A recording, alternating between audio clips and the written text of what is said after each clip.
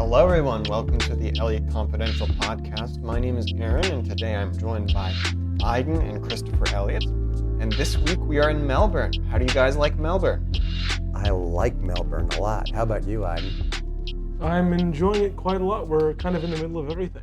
I know. It's very much unlike the other places we've been where we haven't been in the middle of everything. Yeah, back there when we would talk with or meet with anybody from the city, they would, and we told them where we were staying, they'd be like, "Oh wow, you're way out in the burbs." How did you end up there? Right, Yeah. Exactly. Although, in fairness, though, when we were in Hobart last week, we were a little bit closer to where everything was. But Hobart's smaller. Yeah, Hobart is not. I wouldn't consider it the big city. This is the big city. We are in the middle of everything. We're in a place called St. Kilda. And just across the street, there's a park, and they're having the Formula One. So we get to hear that every morning. So I wouldn't say it would be a bad thing to assume that the main reason you like this place is because of the food, though, right? Oh yeah, definitely. No, we should talk about the food. No. You said no. I would say yes to that, specifically in our little bubble area. Right. Because you go out of it. We just went out of our little bubble today, actually, and we had some typical Australian food. And if you've listened to our podcast, you know we're not very big fans of Australian food, but just right around where we are, there's some really good international food. There's we talked about this in the last podcast, but there's a really great falafel place just down the street from us, across the street. That falafel place is an Israeli falafel place, and it's just across the street from a There's another falafel place. It's not Israeli. No, it's not Israeli. It's from somewhere else. It's Turkish? Turkish? I think it's Turkish. Turkish? Well, let's just say that they're not big fans of each other. And they're right next to each other. Yeah, exactly. Rivals. Let me interrupt for a second because I want to get to our question of the week. We got so many great answers to last week's question. So this week, and we're going to get to this as well, we're going to talk about weather. But the question is, where have you visited where the weather has just been so unexpected, so crazy that it was the thing that you talked about when you got home? Wow, the weather was so weird. And we're going to have our own weather stories from Melbourne because Melbourne it's many things, but it's a weird weather city. So, okay, back to the food though, Aiden. Those two places are incredible. There's also a third vegan pizza place that we went to. Yes. Great international food in this small area. And bread too. Yes. We're downstairs is a bakery. From a French bakery. And they're legitimately French. They speak French to each other. Exactly. And well, of course, we just said it, but we left to find food a little bit farther away from our place, and it's Australia. It's definitely Australia. Well, the thing about Australia is they love sugar. I think we maybe mentioned that in our last podcast. I think we also mentioned it's like the way that people used sugar in the U.S. in the 1970s. Only reason I mentioned that is because I watched Taxi Driver the night before that podcast. But we saw just bowls with fruits, and they would just pour sugar on top. Yeah, that's how they did it. That's how they still do it here. Yeah. It's and I remember sweet. when I was a kid, we would put Cheerios in a bowl, and then we would put whole milk on top of it, and then we would put a heaping spoonful of sugar, and they were running ads on TV going, "Sugar, it's very good for you," and we believed that. Yeah. Yeah. Now maybe not so much. Not so much. Yeah. Yeah. Aaron, I mentioned the weather before. And I wanted to ask you about this because you and I we've been out walking a lot. We've seen Melbourne weather, and we could probably spend an hour talking about Melbourne weather because it's so weird. What's so weird about it? Well, I think the weird thing about Melbourne weather is that really it's just one day it's sunny, the other day it's raining. I think in that sense it's just crappier weather where some days you're where you're going to get like half the days it's going to rain, and also when you get really near the beach it's very windy. Now that's a very good thing for kite surfing though. So we get to see these kite surfers launch themselves, 20 feet in the air. It's incredible. Yeah. We were watching them. We have to do that. Yeah, and they were flying through the air. I've never seen anything like it. And then I showed you a video of one of the kite surfers jumping over an entire island. And, your first thought is, damn, I want to do that. I want to do that, right. Because it looks so fun. And then I realized, wait a minute, I'm not 18 anymore. Maybe I should not do that. Maybe you don't want a second pelvis break? No, that was actually 2 pelvis breaks I had. Oh, and I thought you had broke it in 3 places actually. No, I had 3 ribs, or I think it was 2 ribs and my pelvis in 2 places. But anyway, it doesn't matter. Well, that's besides Ancient the point. history. I do hobble around a little bit You still. know, if we're ever out in a place that has good weather conditions, nice wind, and beautiful beaches, we have to. I want to try it. Have to. I definitely want to try it. I want to fly through the air. I mean, and I'll see if I can embed that video of this guy actually literally flying over an entire island on a kiteboard. So cool. Yeah. But true, Aaron, the weather is strange, and it's a little bit like Tasmania, where you get 4 seasons in a day. Well, it makes perfect sense. We're not that far away from Tasmania. Yes. But it's crazy because you leave the apartment and you say, oh, let's go walk down to the beach. And you walk down to the beach and it starts to rain and you go, oh, this is crazy. And you keep walking and then the sun comes out. Yeah, and also when you go to the beach, 17 degrees Celsius can mean a very different thing, especially on a sunny day. Yep. If it's windy and you're at the beach, no amount of sun is really going to fix that. You're going to be cold. But if you go into town, you're going to feel that sun, and it's going to be a warm day. You're going to want to take your jacket off. Short sleeves, yeah. Yep. And walk 3 more steps and it starts hailing. We have not had hail yet, but I know, it wouldn't surprise me. But I assume there's going to be some hail. Yes. Wait for it. 5 minutes, you will have the hail. It's very similar to the weather of South Dakota because we lived in Rapid City for a month and a half, I believe. It was, we were there for a month, and I would say that was the other weird weather destination was South Dakota. It used to be called the Sunshine State. Yeah, right. Yeah, and good they changed it because it did not, it was not anywhere close to reality. Well, my enduring memory of South Dakota is sitting in this rental home that we had and looking outside and hearing the hail come down and then looking outside and seeing, it looked like it was snow, but it was actually these large chunks of hail. I remember one time we were about a 25-minute drive from town and we drove out. And it was beautiful and sunny. And then we got to the city, and then it started raining. And then as we parked, it started hailing. Mm-hmm. And then we went shopping, I think, for 10 minutes. Came back, still hailing. And then halfway through our drive back, it was sunny again. Yep.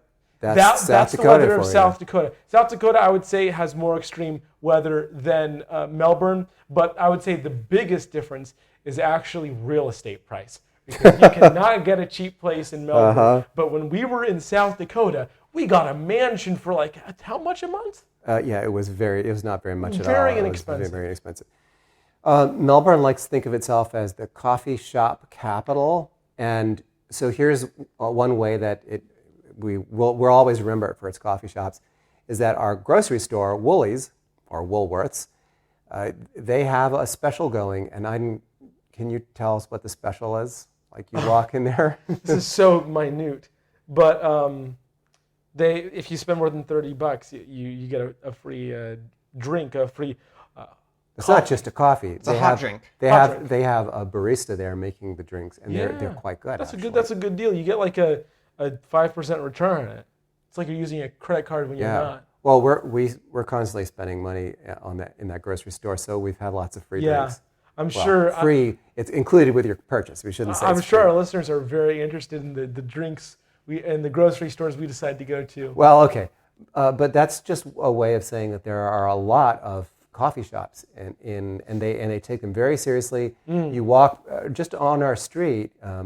We're on a street called Fitzroy, and you just see one coffee shop after another. People sitting there, and lots of different languages being spoken. There's French. I've heard some German. Where else are people from? There's a lot of Canadians too. A lot of English-speaking Canadians. And there's a lot of Spanish speakers. This part of Australia is very multicultural. Unfortunately, interestingly, I think I did hear more diversity of languages in Los Angeles, particularly near Little Armenia. Oh, definitely Los Angeles. Where you have that Costco. Extremely multi-ethnic. I will say, though, we're in St. Kilda, which is very Jewish. So you have the Jewish delis and the bakeries, and the places that sell bakeries with bagels And that falafel place, and falafels really good stuff. and it reminds me in a lot of ways of New York or LA. We actually were in the Jewish part of LA when we were living there, like 2 blocks over. Yeah. And you see what's the name of the hat? The furry hat. Oh yeah. I know what you're talking about. Yeah, literally, you walk two blocks over, Yeah. you'll see those, and not everyone was wearing those hats. I feel like it's more ceremonial, but there's another type of hat. I don't know the names of any of these things, but if you've ever been to Los Angeles, you've probably seen them a lot. Let me tell you. Yeah, it's very.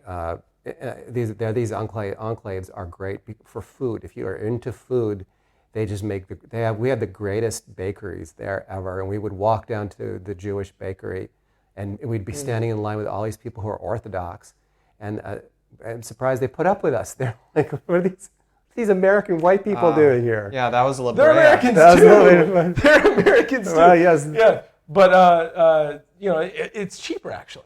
Those bakeries were cheaper. They were so good. And it really, tasted really good too. Yes. Like they would give you some really good product for a really good price. Yeah. I sound like I'm a drug dealer now. Really good product for a really good price. Yeah. I think there's much more to be discovered about Melbourne, and we are going to be doing a lot more touring. But the big event for this week was going to the National Gallery of Victoria. And we went there yesterday evening. They had concerts, and then they also had the Alexandar McQueen exhibit. See, when we went there, I was expecting like Pixar, Yes, Cars, that sort of stuff. And it was just like young women, like 14-year-olds Lightning McQueen in designer clothes. Yeah. Alexandar McQueen is a fashion designer who died in 2010, but his work lives on. Yeah. He's fond of putting horns on women. There's no other way of describing it. A lot of his models have antlers or horns, like sheep's horns. I also noticed that most of the dresses were made out of floor mats. Yeah, I've never seen anyone dress like that, but I guess it's art. So, Aaron, what did you think of, I almost called him Steve McQueen, Alexandar McQueen? It was very interesting. There were some interesting dresses. Some of them I actually thought were aesthetical. They were just nice looking. Others were just very, very strange. And I can understand why someone like that would get along. Particularly, this was an exhibit that had been taken from LACMA, the Los Angeles County Museum of Art, which we've been to. We know that, yes. We know that museum. Wait, they moved it from there? It's a touring exhibit. Yeah. I mean, it's just an exhibit. So in any case, I can understand why this would have a certain artistic appeal, especially with modern tastes and particularly with a lot of different ideas surrounding art and particularly with fashion and women's fashion. I can understand why something like this would be popular. And I remember reading a quote from the wall from Alexandar McQueen, and he said that he wanted the women that he dressed to be frightening to people who looked at them. He wanted people to be scared of the women who he dressed. Mission accomplished. And I think that to a certain extent he accomplished that, but in a very, very strange and symbolic way that might not be I'm like scared of you, but more like what the hell are you wearing? If I saw one of those women in the street, I would actually start laughing. I would start laughing at how ridiculous the outfit is. But I feel like the fear mostly comes from thinking about the confidence that you would need to pull off a dress like that. Personally, I think it's comedy. So I saw, I agree with you. I actually saw some of the models, pictures of the models that had been modeling some of his clothes, and they were all, the expression heroin chic. They were pale. all very tall and very pale, and I find that intimidating because, I watched all these zombie movies when I was growing up, and they look like zombies. Well, yeah, and what's a good object? You could cut diamonds with their cheekbones. Okay. And they do have very chiseled looks. They also, they look like for lunch they ate a single cashew, too. I think people back then maybe they were kind of closeted in their distaste for that look, but now everyone's like, no, No. You mean Like, 2007? No, it was, If you look at 2007 is when he was doing his exhibits because he died in 2010. Yeah, if you I look know, at a but fashion people were show closeted nowadays- then. If you look at a fashion, I'm not a fashion expert. Sorry. I want silence. Okay, there. If you look at a fashion, if you look at a fashion show nowadays, you will not see people as razor thin as they were back then. I like the fact that there's a lot of culture in Melbourne. And, Yeah. Everywhere you go, there's British. an old building, there's some kind of a traditional heritage, there's a monument in the park, and people here do seem to care a lot more than in other Australian cities whose names we will not mention. I feel like this place really does care a lot about culture. So that's something to be said for Melbourne. And the Formula One is pretty interesting too. I mean, it just sounds like a bunch of angry hornets every time they race their cars outside. I remember the last time that I was at a Formula One race. We were in Long Beach years and years ago, and it's just so loud. So I'm going to be glad that the race will be over. Actually, it ended today, so no more loud races. Yeah, and also another thing about those races is that they really crowded the metro. And this They is an did. interesting thing that we discovered the other day, is that you can get a metro card if you have an Android phone for basically free. All you have to do is load up the card, and it's completely digital. All you have to do is go to Google Maps, pick some metro instructions for the tram, and then it'll give you an option to add a MyKey card, which is, MyKey is the card that you use to use all the metro here. And you can download a MyKey card and then put money onto it, which is really amazing. I think that of all of the cities that we've been to in Australia, this one has the best mass transit. It's phenomenal. You have a tram right outside our door, and then you can catch that and take you right into town, and it's very reasonably priced too. The thing I don't like about mass transit in some cities is it's really expensive. This is actually priced well. Yeah. Our question of the week again is: have you ever been to a city where the weather was so weird that it ended up being the very thing that you talked about when you came home? Like, wow, the weather was so unusual. I'm talking about South Dakota and Melbourne, maybe the Antarctic, I don't know. Places that you've been where the weather is weird. Please tell me your story, and we will read your comments next week. And speaking of which, we're at the end of this podcast, and it's time to read your comments. So let's get right to it. We had a lot of comments last week about the place that was so bad that you would never talk about it. Of course, people did want to talk about the places they had been. Lynn said the Painted Desert of Arizona comes to mind. She says after seeing the original Red Rocks, it's boring, especially with kids younger than 13. So I have a question for you guys. When you were younger than 13, which was not so long ago, when you drove through the desert, did you think it was also boring? Yes. Frankly, I think that Okay. there's a lot of expectation that comes into travel. People don't go to places because they're just testing it out. They're going to places because they heard great things about it, and they want this guarantee of a good experience. They have this expectation. And so when that expectation, your kids are not going to live in the same mind space that you do. When your kids don't value the same things, that can suck really badly, particularly when you're talking about natural phenomenon, where it's like, oh, isn't this beautiful? And your kids just don't have filter, and they're like, no, Dad, this sucks. I want to go back. I want to watch VTubers or whatever. Okay. VTubers. That's funny. Lehman says, 25 years ago, I would have never mentioned Anguilla. Now there's been too many mentions, and the little slice of paradise has been discovered. Up went the access, up went the prices, and out went the backwater charm. So stay away from Anguilla. We may be in that part of the world fairly soon. Where's and Anguilla?